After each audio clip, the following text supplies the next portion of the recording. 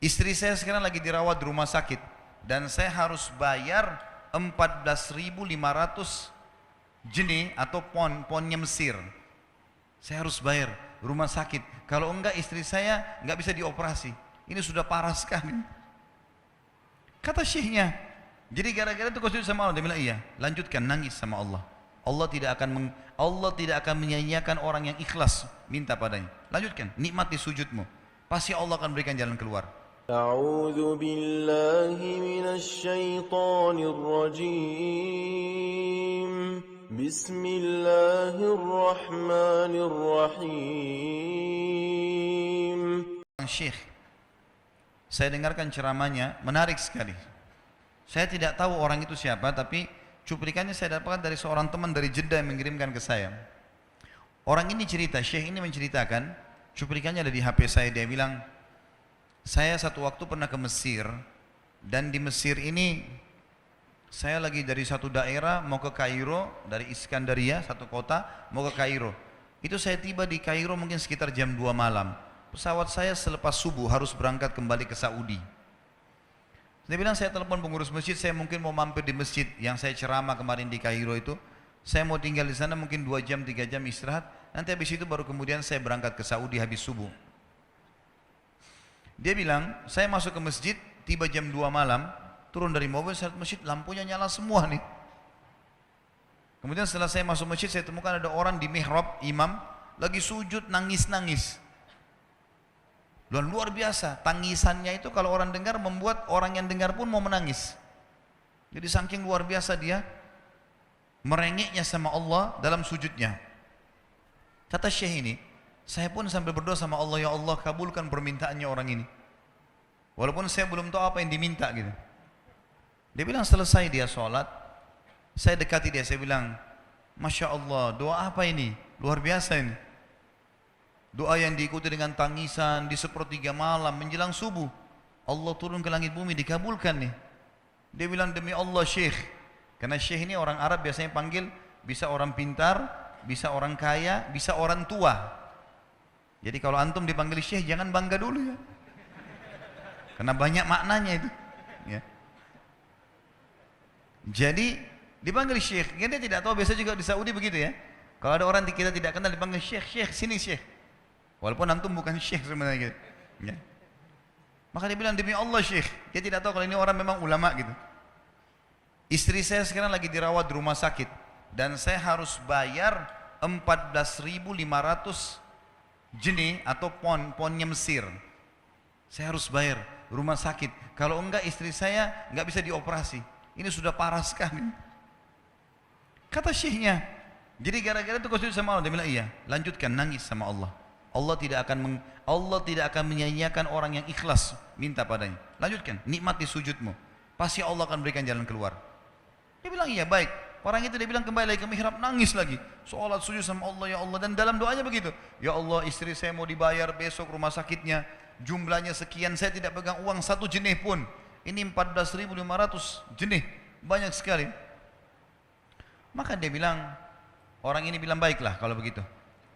Syekhnya ini bilang, saya mau tidur dulu. Saya istirahat 1 jam, menjelang azan subuh dia bilang. Ada marbot masjid datang bangunin saya. Sudah azan, saya sholat qobliyah, sholat sunnatul fajr. Waktu iqamah, pengurus masjid tahu kalau dia ini ulama, dipanggil, dia bilang, Syekh tolong jadi imam.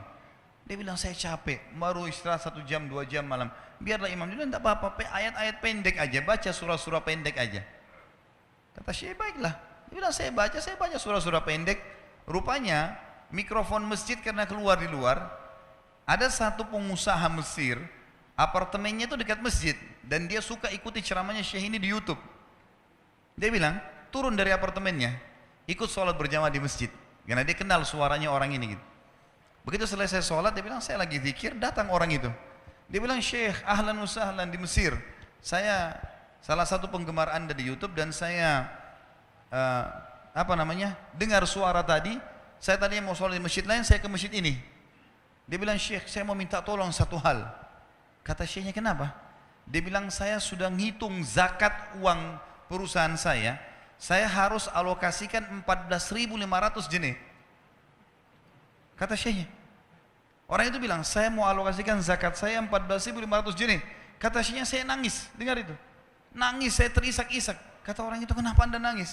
Syekh bilang, saya nggak bisa jelasin. Dia bilang, saya nangis terus. Kemudian saya lihat ke kiri kanan di soft, mana orang yang tadi malam sholat tahajud tuh. Makanya ada di ujung. Dipanggil sama Syekh. Fulan kesini, datang. Dia bilang, ceritakan masalah kamu apa? Dia bilang, Syekh saya punya masalah, istri saya dioperasi harus bayar 14.500 jenih hari ini, kalau tidak nggak operasi. Kata Syekhnya, tiba-tiba si pengusaha ini nangis-nangis. Orang ini juga heran, kenapa kalian berdua menangis? Dia masih bingung, kenapa gitu. Kata Syekhnya, biarin orang ini yang jelaskan. Yang punya usaha bilang apa? Demi Allah Syekh, saya sudah 1 minggu taruh uang ini di lemari saya, sudah 1 minggu. Setiap hari istri saya bilang, turunkan, lakukan haknya Allah, zakat itu keluarkan. Dia bilang, saya ingin dapat 1 orang yang saya kasih langsung, daripada saya bagi-bagi. Saya mau 1 orang saya kasih, selesaikan masalah dia. Dan Allah selamatkan saya di akhirat. Orang ini jadi nangis. Orang yang punya minta butuh, nangis. Kata pengusahanya, ini uangnya, silahkan, 14.500. Semoga Allah selesaikan urusan saya di akhirat gara-gara saya bantu kamu.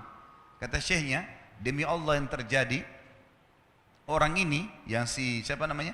Orang yang punya uang ini, yang dikasih uang, dia tiba-tiba lupakan saya dan lupakan si pemilik uang. Dia langsung angkat kepalanya ke langit sambil menangis mengatakan, ya Allah, aku mencintaimu. Terpenuhi kebutuhannya, gitu kan? Kuasa Allah. Teman-teman, cuman kita selalu buru-buru. Kalau seseorang kita di perusahaan mau dinaikkan gajinya saja, mau naikkan jabatannya, dia harus tulis permohonan. Tidak mungkin juga baru hari ini dimasukkan kemudian ketuk ruangan di rootnya, mana permintaan saya kemarin, atau hari ini, nggak mungkin. Seminggu dia sabar, 2 minggu dia sabar, dengan berharap datang panggilan. Kenapa dengan Allah subhanahu wa ta'ala kita tidak begitu teman-teman? Banyak orang buru-buru, dan kebanyakan orang mau menggantungkan permintaannya kepada Allah hanya pada hal-hal yang kecil, hal yang besar tidak, atau sebaliknya, hal yang besar, hal yang kecil tidak. Kenapa tidak pernah minta sama Allah dikasih motor, dikasih mobil, dikasih rumah? Kenapa hanya minta kalau penyakitnya dihilangkan baru kembali kepada Allah? Itu pun seringkali kita jadikan Allah nomor 30 teman-teman sekalian. Ke dokter ini, ke dokter itu, resep ini, resep. Nanti kalau sudah mentok nggak bisa sembuh baru sholat tahajud. Hah? Salah. Islam mengajarkan kita apa? Sebelum makan berdoa, sebelum tidur berdoa, sebelum aktivitas berdoa, sebelum ke dokter doa dulu. Supaya Allah jadikan kesembuhan. Karena dokter resepnya cuma semoga lekas sembuh. Tidak ada pasti sembuh. Makanya teman-teman sekalian, kembali kepada Allah adalah jalan yang paling luar biasa. Gitu. Coba merengek kepada Allah SWT. Allah pasti tidak akan pernah memungkiri janji-janjinya.